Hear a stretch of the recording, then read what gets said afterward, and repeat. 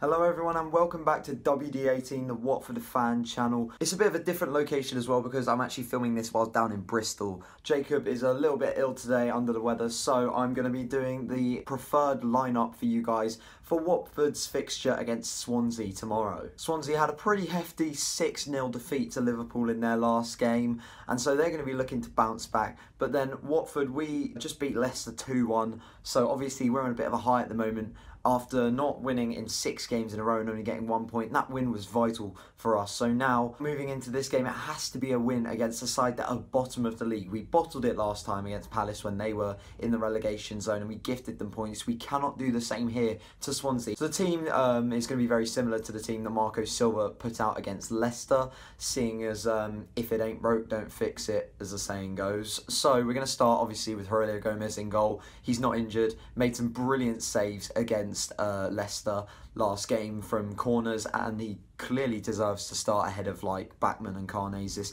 The only reason Gomez wouldn't play in this side is if it was a cup game or if he was injured. Staying as a 4-3-3 formation, we're going to go to the right back, Daryl Janmaat. Obviously, Femenia is still doubtful with his hamstring injury that he picked up against Palace, I believe. And Janmaat didn't have the best of games against Leicester, but we'll be hoping to bounce back. He seems better going forward than defensively. I think that's the same for our left backs as well, to be honest. But yeah, Janmaat going to look to try and take this opportunity while Femenia is out the side to do some good work down the right-hand side with Carrillo. 2 centre-backs. The first one has got to be Christian Cavatelli. He has started pretty much every game for us this season and been very solid. He's got good pace about him, looked very good against Leicester and was able to deal with the pace of Vardy, apart from one chance where Vardy surprisingly missed, and that could have turned the tide of the game. Now, the other centre-back, that's going to be quite hard to pick because Prodil did come on later on against Leicester, looked fine, but Molawage started his first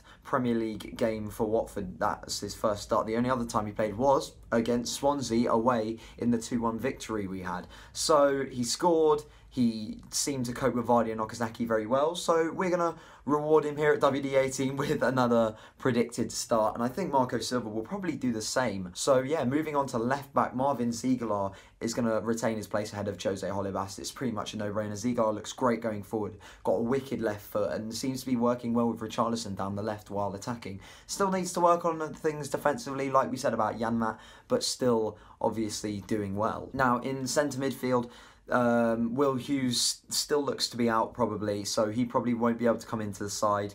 We're going to say 3 in midfield is going to be Abdoulaye Doucouré, has come back into the side last game against Leicester, and he's definitely going to start tomorrow against Swansea, barring a freak injury between now and then. So he's probably been our best player this season, and he's stepped up to the plate, scored lots of goals for us. Could have got his 7th of the season against Leicester, but it went down as a Kasper Schmeichel own goal. And the other centre mids are going to be Tom Cleverley, works his socks off every single game, just runs and runs and runs, great on the press. He'll probably sit in front of Doucouré and the other holding midfielder because Cleverley's really good at supporting the striker in the press, and we saw he did that very well with Akaka later on in the game against Leicester. Finally, Ben Watson is going to retain his place in the team, we think, after a very good, probably his best performance I've seen in a Watford shirt for a very long time from him against Leicester, where he was breaking up the play very well, not doing any stupid mistakes like he did against Brighton, passing very nicely.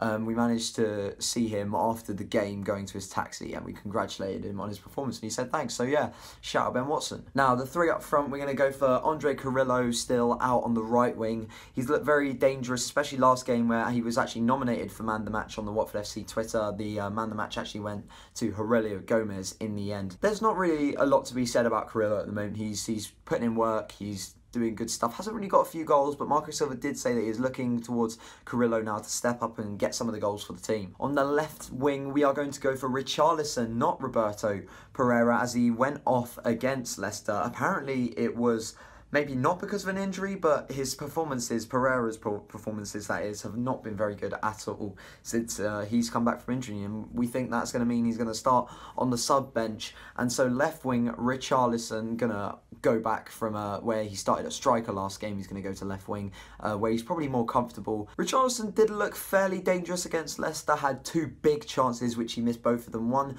hitting the side netting after rounding Kasper Schmeichel, the other one hitting the post. So if he'd scored them, a 4-1 win win would have looked very, very good compared to the actual 2-1 win we got in the end. And now we're going to go for the big man up front, Stefano Akaka, after playing the whole of the second half and a bit of the first half against Leicester, seeming to have a great outlet for the wingers and good hold-up play to bring the midfield into the attacking game. He looks to start up front. We think he's going to start up front ahead of Andre Gray or Roberto Pereira out on the wing or something like that. And, well, he seems to be the only option at the minute, with Gray just doing nothing. But against Swansea, Gray might want to come on definitely from the bench and look to score. He did score against Swansea when we had the reverse fixture, but Akaka seems a surefire shoe-in to start up front with his power and quite a bit of pace, to be fair, when he gets going, and also his haircut that makes him look like roll safe. That was the preferred lineup for the game against Swansea at the Vic tomorrow. Guys, if you did enjoy this video, make sure to leave a like and subscribe. Tell us in the comments below what you think the starting lineup will be and whether you disagree or agree with my predicted lineup.